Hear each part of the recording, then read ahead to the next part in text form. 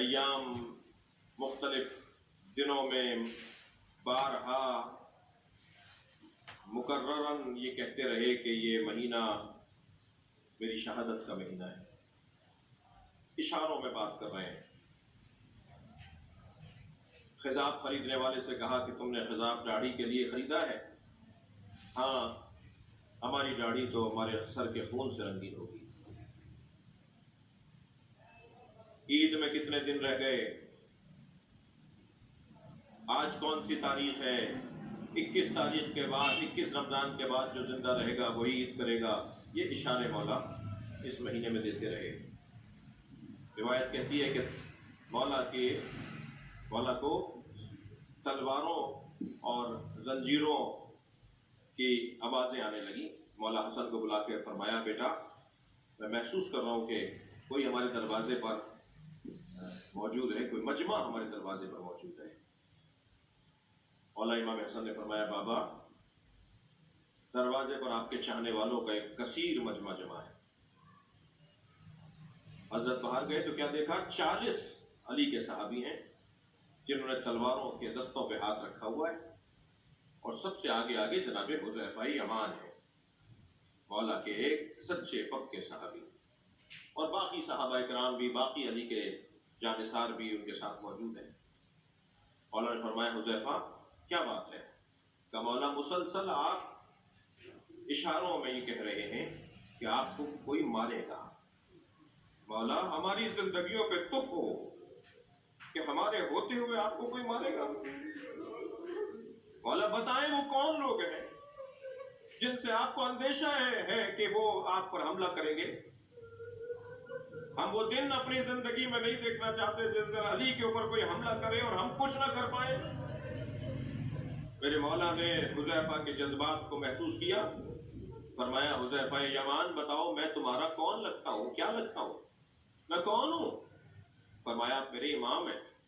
فرمایا، مجھے امام مانتے ہو؟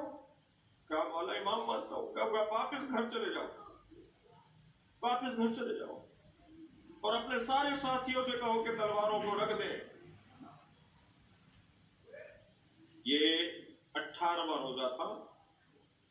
حذیفہ یمان کہتے ہیں کہ میں گھر گیا تو میری زوجہ نے مجھ سے کہا کہ اگر علی کو کچھ ہو گیا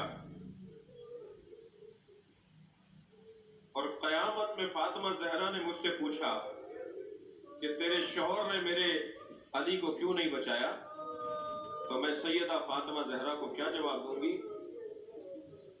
تو حذیفہ یمان نے بتایا کہ ابھی ہم علی کے دروازے سے آ رہے ہیں، وہ کہہ رہے ہیں تلواروں کو رکھ دو اور اپنے گھروں میں رہو.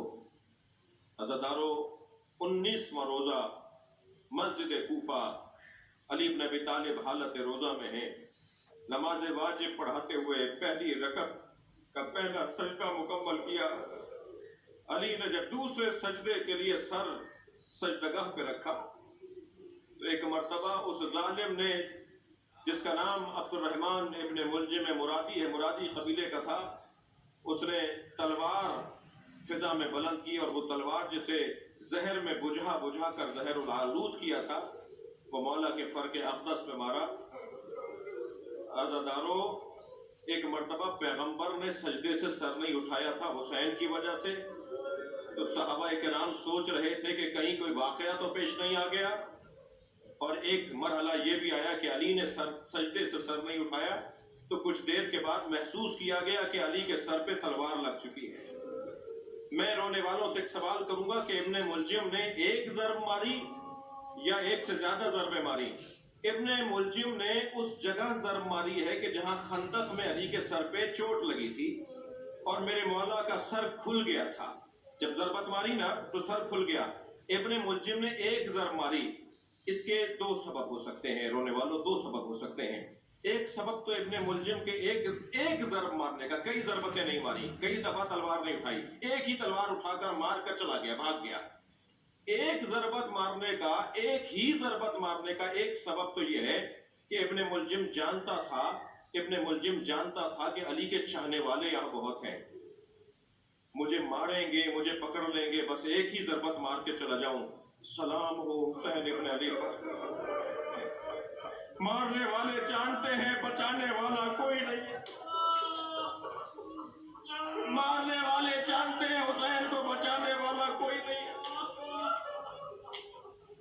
अजरुकुम अल्लाह, अजरुकुम अल्लाह। आवाज देकर कहा, बेटा हसन नमाज को मुकम्मल करो। उसी हालत में मेरे मौला ने नमाज अदा की है। मेरे मौला हसन ने अपना अमामा खोलकर बाबा के सर पर बांधा ताकि वो जो तकलीफ है उसमें कमी वाक़ई हो। मौला मेहराब मस्जिद से देख लगाकर, तकिया लगाकर बैठे, अपनी नमाज उसी निशिस्ता हालत में मुकम्मल की। इमाम हसन ने नमाज जमात को मुकम्मल किया। मौला अली अलैहिस्सलाम को अपनी आगोश में उठाकर इमाम हसन और इमाम हुसैन लेकर चले। अज़ादारों, जब पहुंचे हैं ना घर के दरवाजे के करीब, तो फरमाने लगे, मुझे पैरों पर उतार दो, मैं अपने पैरों से चल के घर में जाऊंगा, मेरी ज़ैनब मुझे इस हालत में देख नहीं पाई। फरमाया, चाहने वालों से कहो कि वो वापस चले जाएं। इमाम हसन ने फरमाया, बाबा ये दरवाजे तक पहुंचाना चाहते हैं क्या? ए हसन मुश्तबा, कहीं मेरी बच्चियों की रोने की आवाजें घर से बाहर ना आ रही हो। मैं कहूंगा, मौला बड़ा एहसास है ज़ैनब की आवाज का, यही कूफा होगा, ज़ैनब खुतबे दे रही होगी, ज़ैनब की आवाजें लोग सुन रहे होंगे। अजरुकुम अल्लाह, अजरुकुम अल्लाह। मौला 3 दिन बिस्तरे अलालत पर रहे। तबीब ने मुआयना किया। हजरत के मुआयने के बाद तबीब ने एक जुमला इमाम हसन से कहा, ए हसन मुश्तबा, अगर अली को दूध पिलाया जाए तो शायद जहर का असर कम हो जाए। अली इब्न अबी तालिब को दूध पिलाने की जरूरत है। अज़ादारों, रिवायत कहती है कि अभी ये खबर आम नहीं हुई थी कि दरवाजे पे दस्तक हुई। इमाम हसन ने जाके देखा, कूफे के यतीम बच्चे हाथों में कूजे लिए अपने अपने हिस्से का दूध लाए खड़े थे। हमारे मौला को हमारे हिस्से का दूध पिलाया। अज़ादारों, मेरे मौला ने अपने तमाम बच्चों को अपने सामने बिठाया। तमाम बहुओं को, बेटियों को, दामादों को, तमाम मुताल्लिकीन को, भरा घर है ना अली का, सब मौला के सामने बैठे हुए हैं। और मौला ने एक मर्तबा, दस्तरखान है, इफ्तार का वक्त है, मौला ने फरमाया, बेटा हसन मुझे जरा तकिया लगाकर मुझे बिठाओ। मौला को सहारा दिया गया, मौला बैठ गए। फरमाया, एक ज़र्फ में खाना लाओ और एक कूजे में पानी लेकर आओ। जब खाना और पानी मौला अली के सामने आ गया तो फरमाने लगे, बेटा हसन हुसैन कहाँ है? तो बराबर से आवाज आई, बाबा मैं आपके बराबर में बैठा हूँ। तो एक लुकमा अपने हाथ से बनाया, हुसैन के मुंह में दिया, कूजा पानी का उठाकर हुसैन के लबों पे लगाया और एक जुमला कहा, तुम्हारी माँ ज़हरा ने मुझसे कहा था मेरे हुसैन के खाने और पानी का ख्याल रख। अब ऐसा वक्त आ गया अज़ादारों के मौला की शहादत का वक्त करीब है। मेरे मौला ने इमाम हसन को अपने करीब बुलाया, वसीयतें करना शुरू की। और वसीयतें जब हजरत ने शुरू की तो देखा कि मुताल्लिकीन अहले खाना रो रहे हैं। मेरे मौला ने इमाम हसन की आंखों में आंसू देखे। फरमाया, बेटा हसन खबरदार गिरिया नहीं करो, देखो इस उम्मत के तुम जिम्मेदार हो, देखो कितने चाहने वाले इस दुनिया में हमारे रहते हैं। बेटा जो हक की खातिर जीता है उसे ये दिन देखना पड़ते हैं, बेटा गिरिया नहीं करो। फिर एक मर्तबा महसूस हुआ कि पैरों पर मेरे मौला के कोई संगीनी है, मौला के पैरों पर संगीनी है।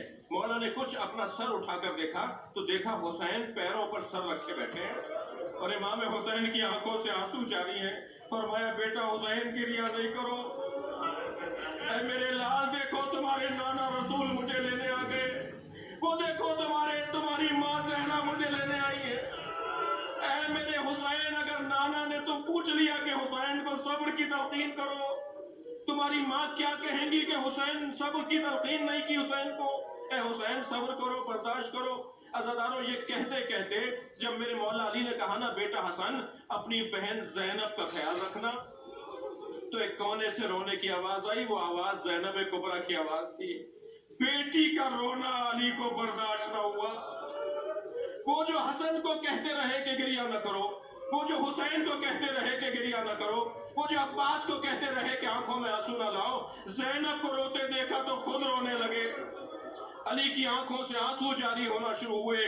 मेरे मौला ने ज़ैनब का सर अपने सीने पर रख लिया, इमाम हसन का हाथ अपने हाथ में लिया और एक मर्तबा आवाज दी, इन्ना लिल्लाह। एक कोहराम बपा हुआ, बेटियों ने मातम करना शुरू किया, हुसैन और हसन ने गिरिया शुरू किया। रात की तारीकी में मेरे मौला को गुस्ल कफन दिया। रात ही की तारीकी में जनाजा दफना कर वापस आ रहे हैं کہ خرابے سے کرہنے کی آواز آئی. بہت آپ نے گریہ کر لیا, بڑی مجلس طویل ہو گئی, مجھے کچھ دیر کے لیے اور اجازت دے دیجئے. ایک خرابے سے کرہنے کی آواز آئی. ایک نابینا فقیر ہے جو ہائے ہائے کر رہا ہے, جو آوازیں دے دے کر کہہ رہا ہے, کوئی ہے جو میرے درد کو سمجھے, کوئی ہے جو میری مصیبت کو جانے. میرے مولا امام حسن نے اس خرابے میں قدم رکھا, قریب جا کر بیٹھے. بھائی تیری کوئی حاجت ہے؟ کہا میں نے کھانا بھی نہیں کھایا ہے, مجھے دوا بھی نہیں ملی ہے, مگر نہ مجھے کھانا چاہیے نہ دوا چاہیے, مجھے تو میرا مونس لا کے دے دو. کہا کیا ماجرا ہے, کیا ماجرا ہے؟ کہا 3 دن سے میرا مونس ہے جو مجھ سے ملنے نہیں آیا. وہ روزانہ میرے قریب بیٹھتا تھا, میری دل جوئی کرتا تھا, مجھے اپنے ہاتھ سے کھانا کھلاتا تھا. امام حسن نے فرمایا اس کا نام کیا ہے, میں ڈھونڈ کر لے آؤں, میں پوچھوں کہ وہ کہاں رہتا ہے, اسے ڈھونڈو, تلاش کر کے لے آؤں, اس کا نام کیا تھا. کہنے لگا اے جوان, اس نے کبھی اپنا نام ہی نہیں بتایا. جب میں اس سے پوچھتا تھا تمہارا نام کیا ہے تو کہتا تھا فقیر جالس فقیرا, ایک فقیر ہے جو فقیر کے ساتھ بیٹھا ہے. کیا اس کا کوئی حسب و نسب؟ کیا میں نے جب بھی اس کا خاندان پوچھا تو وہ یہ کہتا تھا مسکین جالس مسکینا, ایک مسکین ہے جو مسکین کے ساتھ بیٹھا ہے. امام حسن نے فرمایا کوئی نشانی بتا. کہنے لگا اس کا لہجہ تیرے لہجے میں بہت ملتا ہے, تیرا لہجہ اس کے لہجے میں بہت ملتا ہے. امام کی آنکھوں میں آنسو آ گئے. میرا بابا علی تھا, وہ فقیروں کو بے سہارا کر گیا, وہ یتیموں کو یتیم کر گیا, وہ اپنی اولاد کو بے سرپرست کر گیا. الا لعنت اللہ علی قوم الظالمین.